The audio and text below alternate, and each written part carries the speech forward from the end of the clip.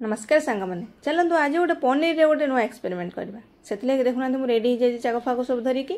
तो प्रथम पनीर टाक छोट छोट पीस कर काटिदेली लंबा लंबा करी बेसी पतला करेनि कि बेसी मोटा करेनि।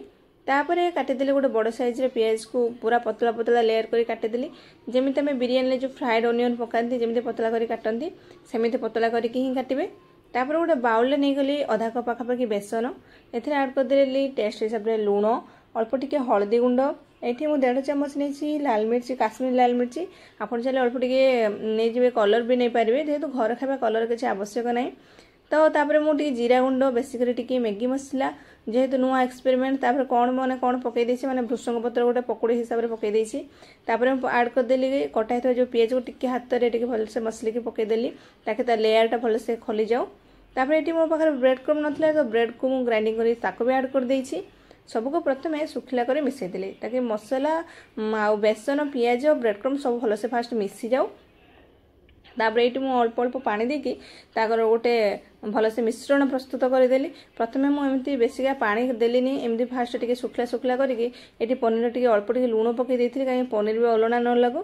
फास्ट गोटे गोटे पनीर को नहीं एमती तार जो कोटिंगटा करदेले भलसे जमी यहाँ पकोड़र बेटर एक्चुअली आम जमी पकोड़ी बनाती सेमती सुखला सुखला बनई किंतु मु पछरे जान ये पनीर बहुत मोटा हो जाइथिला। तो आपन एमती बहुत एमती मो भाया बेसिका बेटरटा करेंगे अल्प टिके पानी ऐड करें आउ टिके पानिया करके करेंगे ताके भल लगे। आम मु फास्ट एमती करी तो यही पकोड़ी जो फास्ट बाहर पनीर रो तो सेटा एते बहुत भलसे भल लगलानी भल थिला किंतु बहुत बेसी नथिला किंतु सेकेंड फेज जेते मु कले अल्प टिके पानी देकी कले तापर सेटा भलसे कोटिंग भी हैला बहुत टेस्टी थिला। एटा टिके मोटा थिला सेटा टिके पतला थिला पनीर फ्लेवर बहुत बढ़िया आसथिला भितर पनीरटा भी बहुत बढ़िया सिझी थिला सॉफ्ट थिला। तो आपण एमिति ही करिवे टिके पानी दे करिवे से मोटा वालाटा करिवेनी।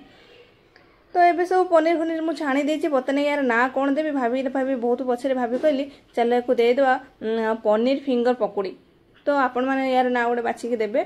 तो सब छणा छणी हो सारापर आम ये मुझे टमाटो केचप संगे सर्व करमी। चलते आम जज को पाखक जावा सी खाई कहे केमी मास्टर सेफ जज बर्तमान अच्छा डुगु सी खाई कहे केमी तार तो देह भल ना सी मुँह उदास कर कहला हाँ मामा भल अच्छी चलो।